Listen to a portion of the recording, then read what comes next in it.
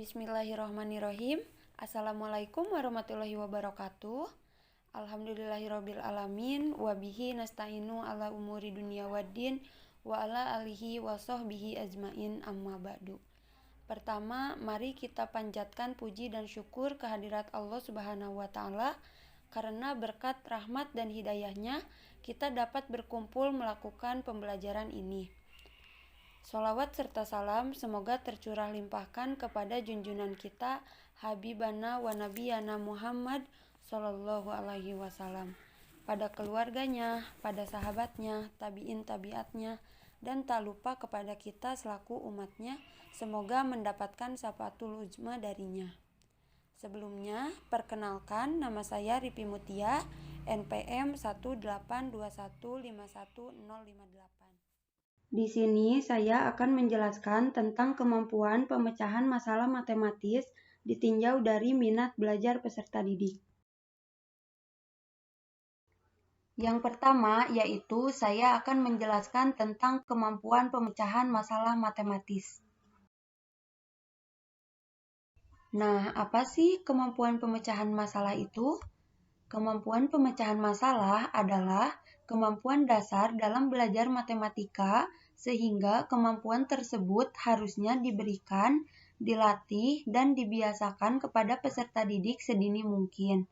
Pemecahan masalah dalam pembelajaran matematika harus dikembangkan dalam proses belajar peserta didik dan perlu dibiasakan untuk memecahkan masalah, baik masalah matematis maupun masalah kehidupan sehari-hari.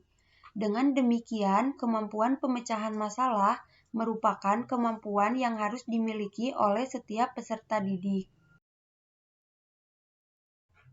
Nah, di sini ada pengertian kemampuan pemecahan masalah matematis menurut para ahli.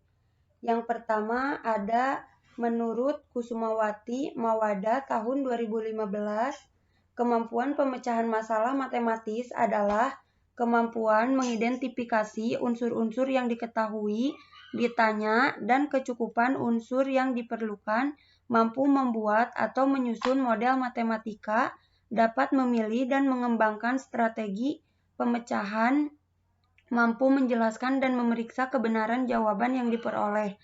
Berdasarkan asumsi tersebut, kemampuan pemecahan masalah matematik sangatlah penting dalam belajar matematika. Pada dasarnya, seseorang tidak terlepas dari masalah. Permasalahan yang diberikan kepada seseorang, maka seseorang itu harus mampu mencari dan menyelesaikan permasalahan tersebut. Nah, yang kedua ada menurut Dahar tahun 1989 halaman 138. Pemecahan masalah merupakan suatu kegiatan manusia yang menggabungkan konsep-konsep dan aturan-aturan yang telah diperoleh sebelumnya dan tidak sebagai suatu keterampilan generik. Berdasarkan asumsi tersebut, jika seseorang telah mampu menyelesaikan masalah, maka seseorang itu memiliki suatu kemampuan baru. Kemampuan ini dapat digunakan untuk menyelesaikan masalah-masalah yang relevan. Semakin banyak masalah yang dapat diselesaikan oleh seseorang itu, maka seseorang itu akan semakin banyak memiliki kemampuan yang dapat membantunya untuk mengarungi hidupnya sehari-hari. Nah, yang selanjutnya, menurut Sumarno tahun 2000 halaman 8 berpendapat bahwa pemecahan masalah adalah suatu proses untuk mengatasi kesulitan yang ditemui untuk mencapai suatu tujuan yang diinginkan. Sementara itu, Montague tahun 2007 mengatakan bahwa pemecahan masalah adalah suatu aktivitas kognitif yang kompleks yang disertai sejumlah proses dan strategi.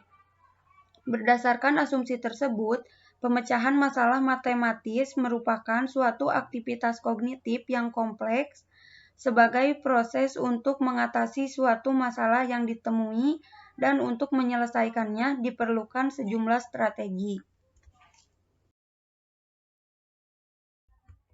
Menurut Polya dalam Adriatna tahun 2012 halaman 20, jenis-jenis masalah matematis yaitu yang pertama masalah untuk menemukan, yaitu dapat teoritis atau praktis, abstrak atau konkret, termasuk teka-teki.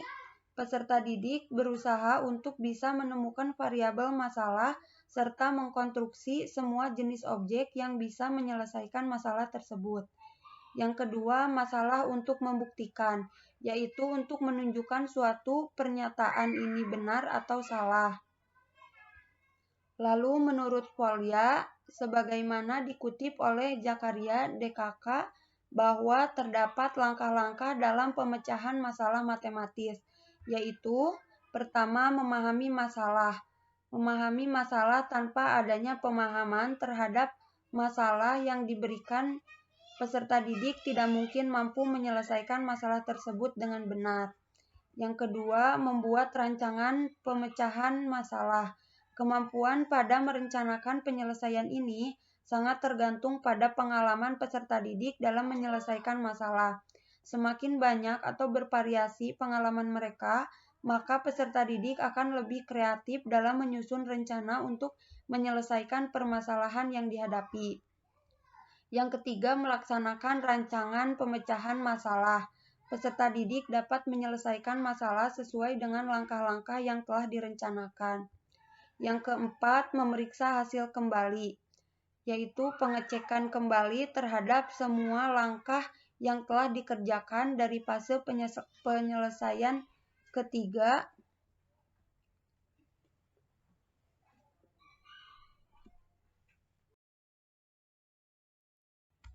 Menurut Resnik tahun 2010 halaman 14, ciri-ciri soal kemampuan pemecahan masalah matematis yaitu sebagai berikut. Yang pertama, menantang pikiran. Yang kedua, tidak otomatis diketahui cara penyelesaiannya. Dan yang ketiga, bergantung pada individu yang menghadapinya. Lalu ada kemampuan pemecahan masalah siswa dipengaruhi oleh beberapa faktor. Menurut Resnik dan Ford, terdapat 3 aspek yang mempengaruhi kemampuan siswa dalam merancang strategi pemecahan masalah, yaitu yang pertama, keterampilan siswa dalam mempresentasikan masalah.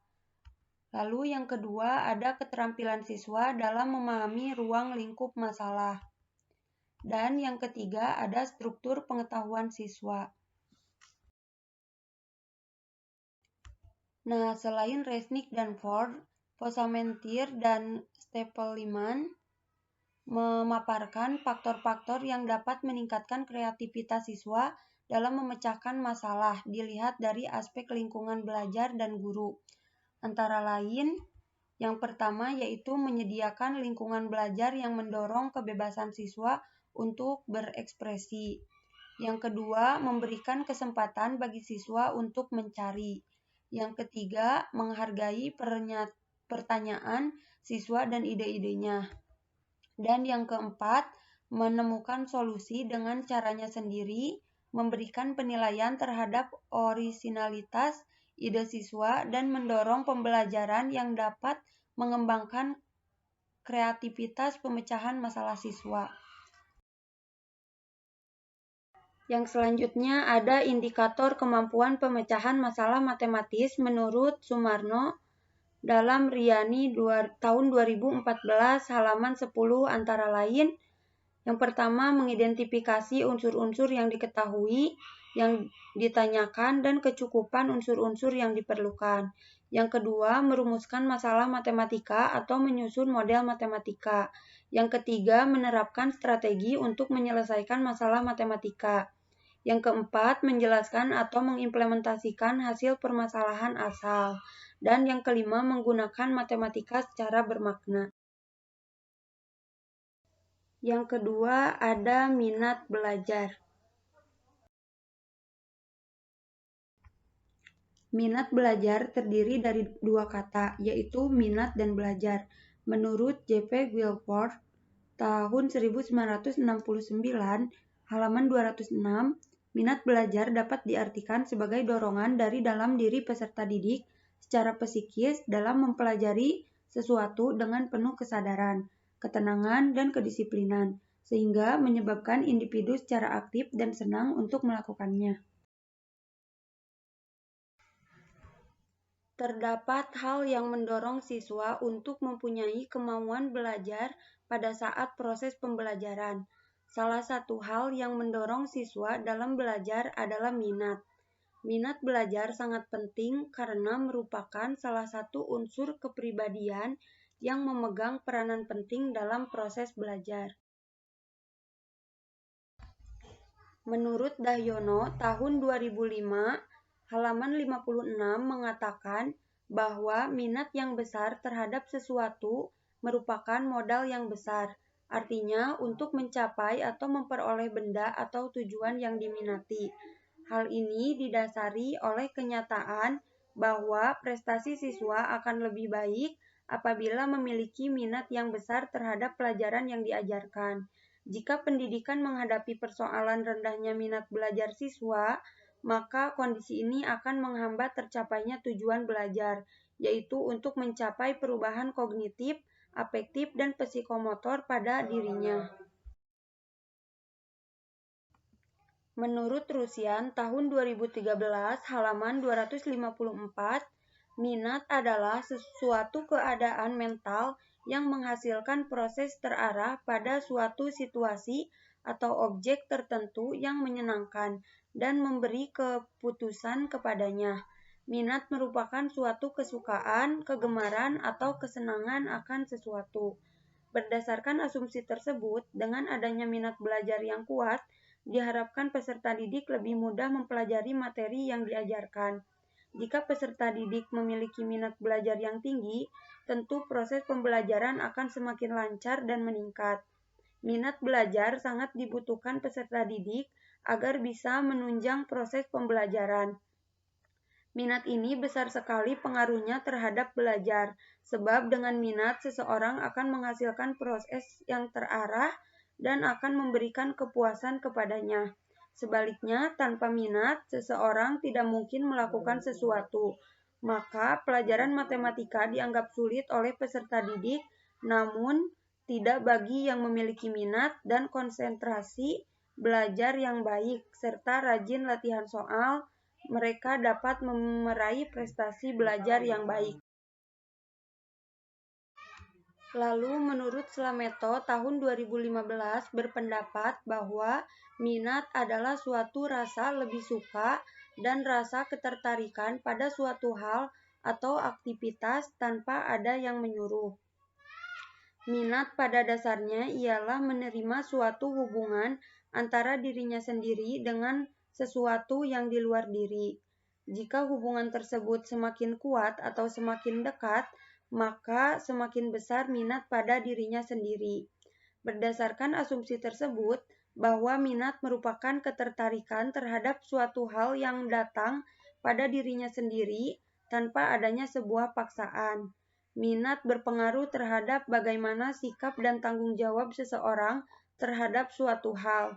Jika seorang peserta didik memiliki minat yang tinggi terhadap satu mata pelajaran tertentu, peserta didik itu akan memiliki tanggung jawab yang lebih untuk mencapai prestasi yang maksimal pada pelajaran tersebut.